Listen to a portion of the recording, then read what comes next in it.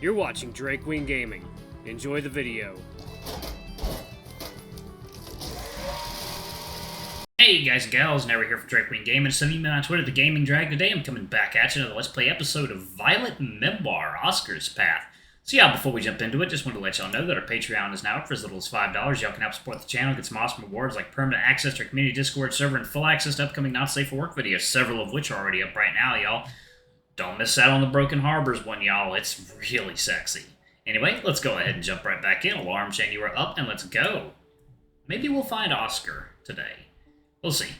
I'm about to try calling Oscar, and my phone buzzes with a message from Selwyn. He found him! Oh, God.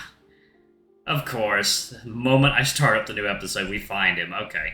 He found him. He's at the beach. Why is he there? Doesn't matter why. All that's important is that we know where he is, and it isn't too far away. I've walked to the beach many times, and I'd never be able to forget the way. I've been avoiding this beach for so long, and it feels weird to come back here already after just visiting. Well, the last time we were here, there were stragglers still enjoying the remnants of the day. Now it's nearly empty. Most people are home, or out enjoying their Saturday night, except for a lone pair of people standing by the rocks. The same rocks the three of us were at before. Selwyn's standing a fair distance away, while Oscar is just standing there, watching the waves crash against the rocks in front of him. As far as I can tell, he doesn't even know that Selwyn's there, or maybe he's just ignoring him. Either way, it doesn't look like they've talked. I walk over to Selwyn, but he quickly shakes his head before gesturing at Oscar. I get the feeling he doesn't want his presence revealed to him. He must think that we'd be better off if it was private. I follow his instructions and come to stand next to Oscar. I try to make sure I ease myself next to him with enough distance between us to not scare him away. But he makes no sign that he's noticed me at all. He just keeps staring out at the waves, one of his hands toying with his necklace. I decide against saying anything yet. At least for now. It'll be best if we just both existed at this moment. So we stand there in silence. I don't quite know how much time passes. It might have only been a minute or it might have been an hour. But we just stand there, watching the waves grow higher and higher as the wind picks up. They slam into the rocks with enough force that specks of water flick onto my face. Eventually our stillness contest is broken as a gust causes me to shiver. I didn't think about the weather too much and didn't grab anything to help. Every winter might never get too cold, but it does get chilly enough to warrant warmer clothes. Oscar shows no signs of the cold, even though his fur is shorter and he's wearing less than I am. He just continues to stare at the ocean. You shouldn't have come out here, man. You're freezing. Despite his concerned words, he doesn't look over to me, nor does his face give away any emotion. He still just has that blank stare. I couldn't just leave you on your own after what happened. You looked really messed up. Yeah, I fucked up real bad, didn't I? Why are you here? I was sure that you wouldn't look here, but you always did surprise me. You came here because you thought I wouldn't look here? When we were here last time, I could tell this place bothered you more than you let on. I thought if I came here, you wouldn't find me. Did you not want me to find you? After all this time, he finally turns to look at me. He meets my eyes, and that soulless look he's wearing fades until he's able to show the beginnings of a smile. It's not enough to be called an actual smile, but it's like the little bits of the Oscar I know are poking through. I wouldn't say that. Being around you is great, man, but you deserve someone that would treat you better than me. But why did you freak out? It was just supposed to be some fun, right? It was supposed to be, but every time I touched you, all I could think about was how I'd have to push you away afterward. But you said you wouldn't. You promised it, and I don't think you would have broken that. What was everything with Nathan for you if it were just... What was everything with Nathan for if you were just going to drop me afterward? It doesn't make sense. Probably just to get in your pants. Maybe I just wanted to make you think I cared so you let me sleep with you. Guys can be pretty shitty sometimes. But you're not like that. How would you know? Nathan seemed to think I was like that. So does Lee. Maybe they're right. Because if you were like that, you wouldn't have tried to call everything off on the walk home. You weren't just acting weird once things started. You've been acting strange since back then. I just never realized it. But I think I get it now. You do? I don't know everything. In fact, there aren't many details I'm confident about, but I still have a feeling you knew something was up. That's why you tried to bail on everything, right? I just don't understand why. Wallace, can I tell you a story? It ain't much, but I'll need it to explain everything. Of course. I'm always here for you. I know you are, man. That's why I like you so much. Maybe a little too much. That's what caused this mess in the first place. You liking me did? Get along so well. Sure, there's Selwyn. He's my best friend, but you were something else. You were something different. You always saw the best in me and wanted to see more. Selwyn always gave me the space I wanted, never pushed me out of my comfort zone, but you wanted me to be better. It pisses me off a little bit, but it also felt good to know that someone cared that much. Of course I care. That's the problem. I began to care too much, and I've been taking a lot of precautions to stop that. Precautions? That's why I never get too friendly with most of the swim team, and why I always kept my distance from any of one-night stands. I didn't want to get close to anyone, but keeping your distance is hard, and you get cravings, you know? So I kept things casual. It worked well, for the most part. Sometimes people would get hurt, though. There wasn't anyone as bad as Nathan, but crap was rarely clean with people as young as us. But why? Why are you always pushing people away? Oscar? Do you remember how I told you my brother died? Yeah? We were very close. He always looked up to me and I took care of him. Sure, he was a little butt, but I loved him. Then he died and it ruined me. Mom and Dad kept trying to tell me it wasn't my fault, that I shouldn't beat myself up over it, but how could I not? I just lost my little bro. I hated feeling that way. I never wanted to feel like that ever again, so I made a promise to myself in high school that I would never get close to anyone again. Second, y'all. Water time. Alright, y'all, and we are back. Alright. If I never get close to anyone, I wouldn't have gotten hurt if they disappeared. It didn't make the pain go away, so I focused on other things. Swimming and sex? Got it right. First try. Whenever you swam, I swear you looked different. Yeah, anyway, things were going well, but then you came along, and I thought you were cute, and we might hit it off, or do something fun, and both leave happy. Then I got to talking to you, and I knew it was different from the start. I don't usually give guys I'm trying to score my number. I should have known it would end up like this. But I didn't do anything. I wasn't anyone special. But you are! Huh? I keep telling you, but you never listen. You're truly an amazing guy. You care about people you never even met, even those you don't give you any reason to. Most people would have dismissed Lee, Lucas, or me at first glance, but you never saw us for anything but the best. And you were fun. You were cute and sweet and cared more than anyone else. How can I have enough? Suddenly Oscar cuts himself off, and I knew right away that there's something more to what he had been going to say. He knows that I know and doesn't bother to hide it.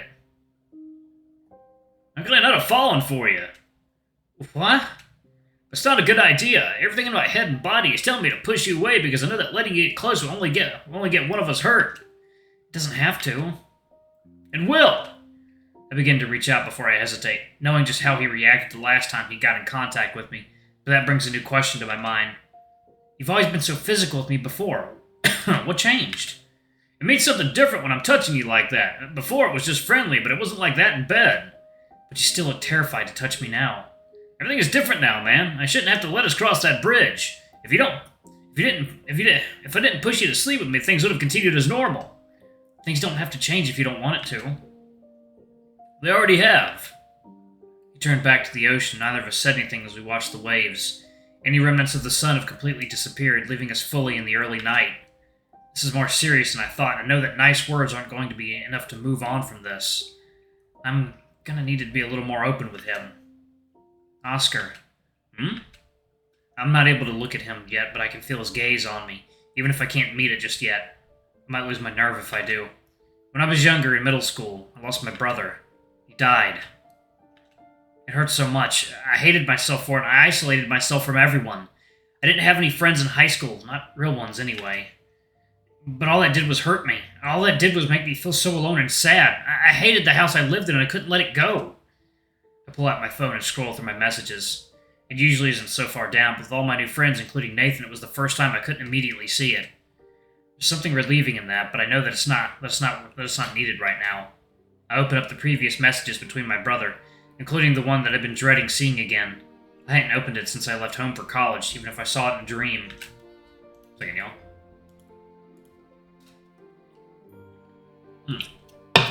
Hope this music isn't copyrighted. Ooh. Okay. I showed him the final words I ever saw from my brother. I'm sorry. This is the last thing I ever saw from him. I hate seeing it, and all it does is bring back awful memories, but I can't bring myself to delete it. It means too much. Wallace. Please, let me finish. Okay, go ahead, man. I know you feel that you're alone, and that being alone is better, but you're not. You've never been. You said everything changed when you met me, but that's not true. You had Selwyn, right? You might not have had him from the beginning, but I know you're close. He means a lot to you, and you mean a lot to him. I finally turned to look at him, feeling the water well behind my eyes. I'm not gonna cry, though, because right now I need to be strong for someone who needs my help. You don't have to be alone. It'll only hurt you more to do so. But if we get close and I lost you, it could only hurt us. Is that really worth it? Everyone gets hurt sometimes, but you make the most of the time you've got, right? The thing I regret the most about my brother isn't that I had him in the first place. It's that I didn't spend enough time with him while I had the chance. I take a step closer, gauging his reaction as I went. He stiffens but doesn't pull away, and I can see just how uncomfortable our proximity is making him. Will we ever be able to be close again? He's always been so physically intimate. I hadn't been prepared for this. But I slowly reach a hand over, only hesitating when I hear his breath hitching, but I continue on until I loop just a single finger around his pinky. It's barely any contact, but right now, it was enough. He closed his hands and gripped my finger tightly with his own. His breathing's still heavy, but it doesn't look like he's going to freak out. We can take baby steps, just a little at a time, as slow as you need, until you feel more comfortable. But why? Because I might like you too. What, really? Of course I do. You're charming and handsome, and when I was all by myself and frightened on my first day, you reached out and took care of me. How could I not have fallen for you? I make sure to use the same words used on me, hoping that my feelings are able to reach him. He just looks shocked and a little confused. I don't know. I don't think I'd be a very good boy. I don't think I can be that yet. We don't have to be anything yet if it's too fast. We can take our time, right? There's no rush. We're at college after all. It's a time to experiment and have fun. Ah, that is a new look. I like it. For the first time since I found him out here, he gives me one of his usual bright smiles. It isn't fully reaching his eyes, and there's a lingering sadness across his face. Still, it's more than a little relieving to see it. I don't know if I'd be any good at this, man, but I really do like you. I've never felt anything like this for anyone. It's scary, man. We don't have to do anything if you don't want to. It's only if you feel comfortable, but I'll be here with you every step. To emphasize my point, I squeezed down his large finger just enough to remind him of my presence there. It might be a small connection, but it's ours, and it's enough. I think I want to, but can we take it slow? We're not dating. Not yet. Is that okay, man? That's more than okay. We can take our time. Now let's go. It's getting cold. I'm freezing and you're wearing less than me. You don't have to worry about me, little dude. You felt me. I always run hot. How did you find me anyway? I was sure you wouldn't look here.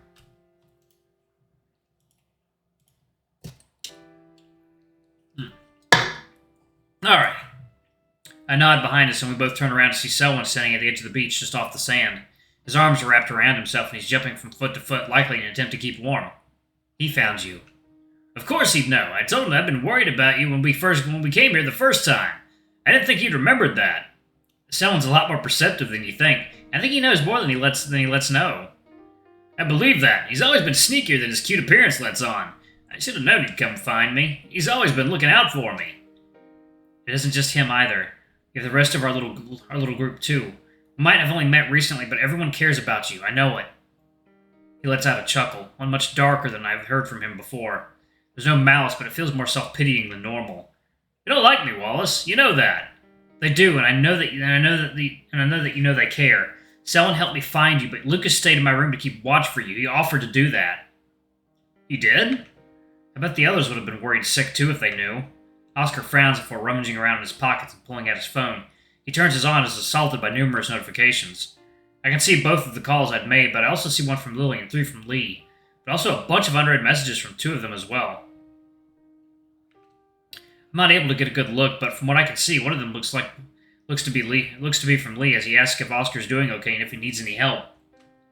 Alright, I'm going to go ahead and pause it right there. Thank you all so much for watching. Don't forget to like, comment, subscribe, ring that notification bell, and check out our Patreon if you can. It always helps. Before I go, I'm going to give a quick shout out to our lovely bronze tier patrons. Thank you all for all you do for the channel. We greatly appreciate your support. Thank you to our silver tier patron, Cade Silverman. Thank you for going a bit above and beyond. It's greatly appreciated. If y'all want to get your names in the credits and get access to our Not Safe for Work content as little as $5, alrighty? I love you all. I'll see y'all in the next video. Bye-bye!